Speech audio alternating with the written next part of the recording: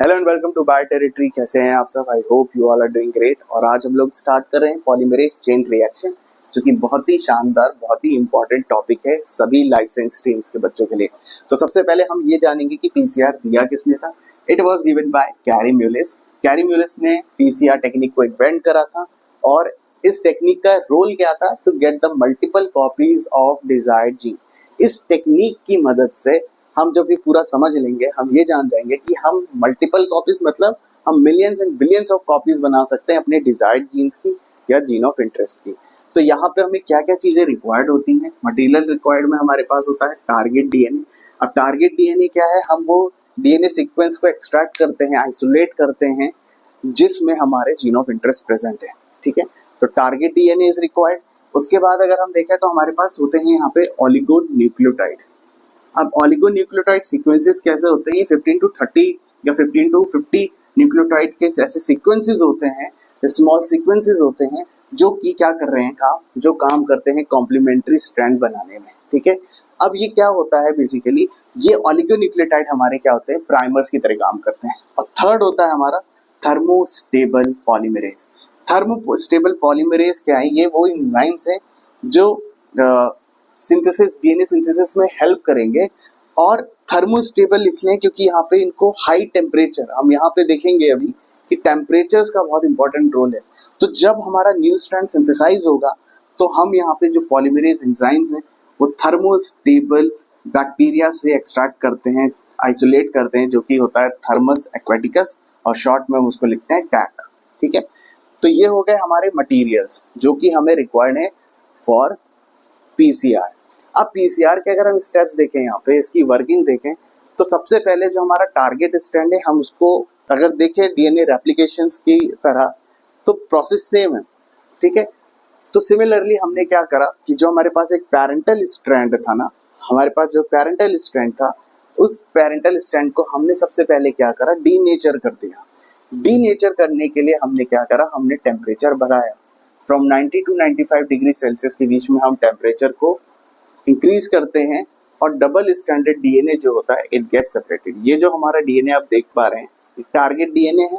ठीक है, इस डीएनए को हमने क्या करा? हाई टेम्परेचर पे डीनेचर करके इसको सेपरेट कर दिया। ठीक है, डबल स्ट्रैंड को हमने अब क्या करा? सेपरेट कर दिया। इसके बाद जो नेक्स्ट स्टेप होता है हमारा, वो है हमारा एनियलिंग।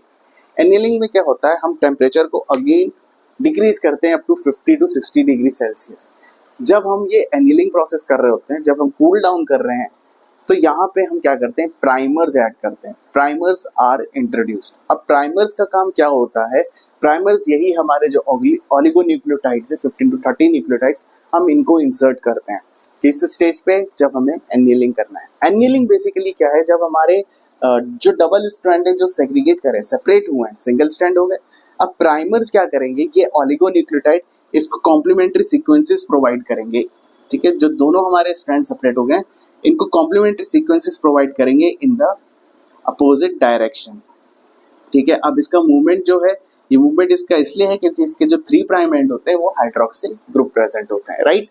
तो यहाँ पे ये सीक्वेंसेस क्या करेंगे? अब रीनेचर करेंगे इसको। ठीक है, नेक्स्ट जब एनियलिंग प्रोसेस होगी, रीनेचुरेशन के बाद जो लास्ट स्टेप हमारा वो होता है एम्प्लीफिकेशन, या हम इसको एक्सटेंशन भी बोलते हैं। एम्प्लीफिकेशंस में हम अगेन टेम्परेचर जो है हम उसको 70 डिग्री 75 डिग्री तक ले जाते हैं और वहां पे हम इसकी एक्सटेंशंस करते हैं।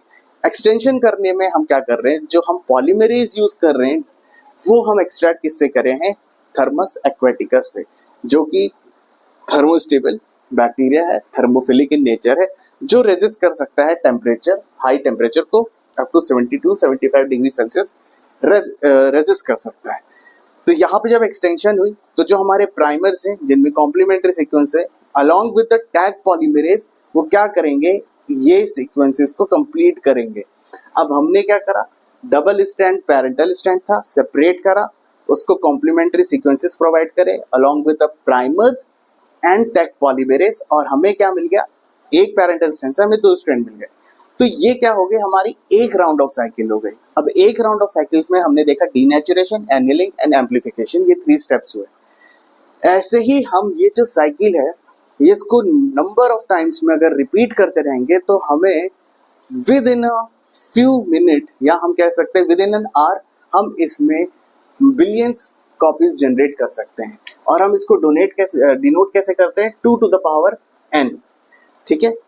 क्योंकि यहाँ पे जो डीनेचुरेशन प्रोसेस है, एनिलिंग प्रोसेस है, एम्प्लीफिकेशन प्रोसेस है, ये पर प्रोसेस जो है अराउंड विद इन 60 सेकेंड्स के अराउंड कंप्लीट हो जाता है। 40 to 60 सेकेंड्स में ये स्टेप्स जो है कंप्लीट हो जाते हैं। Denaturation it takes 60 seconds, annealing it again take 40 to 50 seconds, again amplification it takes around 50 to 60 seconds time। तो हम देख रहे हैं कि बहुत कम मिनट्स में ही ये एक राउंड कंप्लीट कर ले रहा है। तो हम आवर्स में अपने डिजायर्ड जो हमारे जीन ऑफ इंटरेस्ट है उसकी मल्टीपल कॉपीज जनरेट कर सकते हैं, n number of copies generate कर सकते हैं विद इन एन आवर, ठीक है।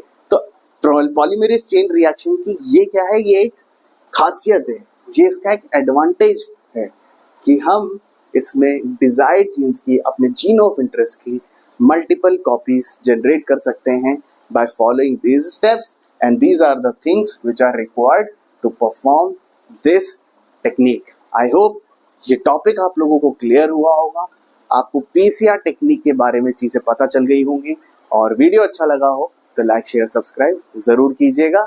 और मेरा अगला वीडियो फॉर क्लास 11th भी अभी आने वाला है कुछ देर में, तो आप वो भी देखिएगा। चलिए फिर मिलते हैं आपसे अगले वीडियो में।